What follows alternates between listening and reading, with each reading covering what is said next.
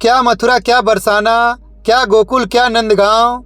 मतलब यह कि ब्रज क्षेत्र की इंच इंच जमीन पर पतिव्रता सुशीला की महिमा गाई जाती थी। लोग कहते कि अगर साक्षात पतिव्रता नारी के दर्शन करना चाहते हो तो देवी सुशीला के दर्शन करो। थी भी यही बात। सुशीला की जिंदगी का हर पल अपने पति के लिए था। पति के दर्शन किए बिना वह जल तक न पीती। एक बार वह अपनी एक सहेली के यहाँ गई। सहेली का पति कहीं परदेश गया हुआ था, लेकिन खाने के लिए सहेली ने नाना प्रकार के स्वादिष्ट व्यंजन पकाए थे। सुशीला यह देखकर हक्की बक्की रह गई। वह तो पति की अनुपस्थिति में एक बूंद तक ग्रहण करने की बात न सोच सकती थी, इसलिए उससे रहा न गया। वह बोली, बहन तुम कैसी स्त्री हो, तुम्हारे पति तो परदेश में हैं और तुमने अपने लिए इतनी तरह के व्यंजन पकाए हैं। भला एक पतिव्रता के लिए यह शोभा देता है? सच्ची पतिव्रता तो वह है जो पति को देखे बिना जल तक न पिए। सुशीला की सहेली बड़े मुंहफट स्वभाव की थी, दिल की भी वह बड़ी साफ थी। बोली, बहन सुशीला, यह सब ढकोसलेबाजी मुझसे नहीं चलती। अगर मैं अपने पति के बाहर होने पर भी अच्छा खाना खाती हूँ तो इसका मतलब यह तो नहीं होता कि मैं उन्हें नहीं चाहती। मैं तो जैसी खुश उनके सामने रहती हूँ वैसे ही उनके पीछे भी। अगर कोई मुझ पर उंगली उठाने पर ही तुला होगा तो उसे मैं रोक नहीं सकती। बाकी यह तो सिर्फ मैं जानती हूँ या मेरे पति कि हम एक दूसरे को कितना चाहते हैं। सहेली के इस जवाब से सुशीला जल भुन कर रह गई। उसने मुंह चुनिया कर कहा, यह तो सब ठीक है, लेकिन तुम पतिव्रता नहीं हो। पतिव्रता स्त्री के लिए शास्त्रों में लिखा है कि पति की गैर हाजिरी में वह जल तक न पिए। सहेली ने इसका भी करारा जवाब दिया। बोली, ऐसे शास्त्र मेरे ठेंगे से।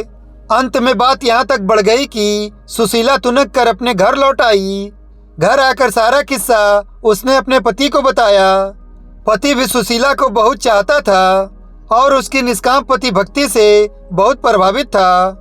फिर भी कभी कभी उसे यह जरूर लगता कि यह सब ढोंग है। अगर पति एक महीना तक घर पर न रहे तो क्या कोई स्त्री बिना अन्न पानी के एक महीना तक रह सकती है? और उसे लगा कि यह बिल्कुल असंभव है। अगर कोई जिद्दी स्त्री इस बात पर अड़ी जाए तो जीवित नहीं बच सकती। यह सोचकर पति ने सुशीला की परीक्षा लेने का विचार बनाया।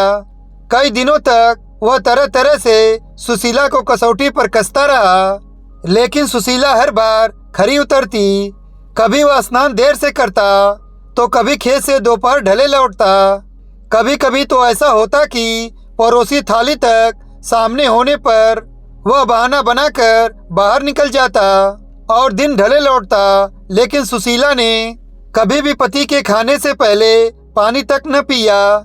एक दिन सुशीला के पति ने कहा, आज मेरा मन खीर और पुआ खाने को हो रहा है, इसलिए खूब इलायची गरी डालकर पुए और चिरौंजी किशमिश केसर डालकर खीर बनाओ। ये दोनों चीजें सुशीला को भी बड़ी प्रिय थी, इसलिए खूब मन लगाकर उसने ये चीजें बनाई। केसर, इलायची और देसी घी की सुगंध से बनाते समय ही सुशीला के मुंह में पानी आने लगा। चीजें बना चुकने के बाद सुशीला ने अपने पति से झटपट स्नान कर लेने को कहा, लेकिन पति को तो उस दिन धैर्य की परीक्षा लेनी थी, इसलिए काफी देर तक वह ढील डाले रहा और टहलता रहा। सुशीला के बार बार कहने पर आखिर में हार कर वह बाल्टी, लोटा और रस्सी लेकर कुएं पर नहाने गया। नहाने में भी उसने काफी देर लगा दी। इधर सुशीला की आंतें मारे भूख से कुलबुलाने लगी थी, लेकिन जैसे ही देहरी के बाहर उसके पति की खड़ाओं की आवाज सुनाई दी, उसे दिलासा बधी कि अब तो खाने का समय आ ही गया। लेकिन जैसे ही पति ने देहरी दे अंदर पैर रखे, दाएं पैर की खड़ाओं से पैर ऐसा फिसला कि वह चारों खाने चित फैल गया। बाल्टी लोटा हाथ से छूटकर दूर जा गिरे और आंखें फैली की फैली रह गई। यह देखा तो सुशीला जिस हालत में थी वैसे ही दौड़ी, पास जाकर सिर हिलाया, आवाजें दी, लेकिन सब बेकार। पति अगर जिंदा होता तब तो बोलता ही, लेकिन उसके तो प्राण पखेरु उड़ चुके थे, इसलिए भला वह कैसे बोलता। सुशीला की आंखें डबडबा आई और गला भर आया। उसका मन हुआ कि धाड़ मारकर रो पड़े, लेकिन तभी उसे खीर और पुए का ध्यान हो आया। उसने सोचा कि पति अब मर ही गए हैं, रोने से जी तो पाएंगे नहीं। हाँ, आस पड़ोस के लोग जरूर जुट जाएंगे और तब खीर पुए खाने का मौका तो मिलने से रहा। इसलिए बेहतर यह होगा कि पहले मैं खीर पुए खा लूं, तब रोना धोना शुरू करूं। यह सोचकर वह चुपचाप रसोई में गई और जल्दी जल्दी खीर उड़ाने लगी। पुए अगले दिन के लिए रख लिए, क्योंकि उनके खराब होने का डर न था। असलियत यह थी कि पति मरा नहीं था, बल्कि मरने का नाटक किए पड़ा था। इसलिए अपनी पत्नी की यह सारी हरकतें वह देखता रहा।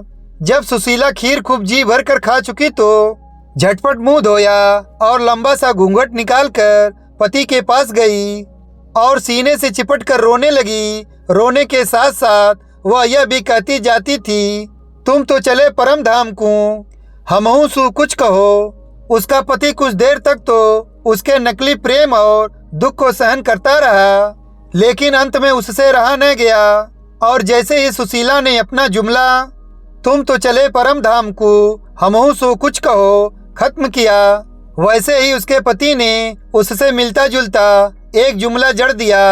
पति का जुमला इस प्रकार था, खीर सड़ोपा करी तो पूनों को तो चखो। अब तो सुशीला की ऐसी हालत हो गई कि काटो तो खून तक न निकले। उसे क्या पता था कि उसका पति नाटक किए पड़ा है और उसकी परीक्षा ले रहा है। मन ही मन वह रह रहकर अपने आप को कोसती रही कि यह क्या किया, क्यों न जबान पर काबू रखकर बुद्धि से काम लिया। और उसके बाद फिर कभी किसी ने सुशीला के मुंह से अपने पति धर्म की तारीफ नहीं सुनी। पहले जैसी डींगे हाँकना अब सुशीला ने बंद कर दिया था। तो दोस्तों, ये थी कहानी कलयुगी पति भक्ति की। कहानी कैसी लगी आपको? अगर कहानी अच्छी लगी हो तो लाइक कीजिएगा, शेयर कीजिएगा और अभी तक चैनल को सब्सक्राइब नहीं किया है तो चैनल को सब्सक्राइब कीजिएगा। और वीडियो देखने के लिए धन्यवाद।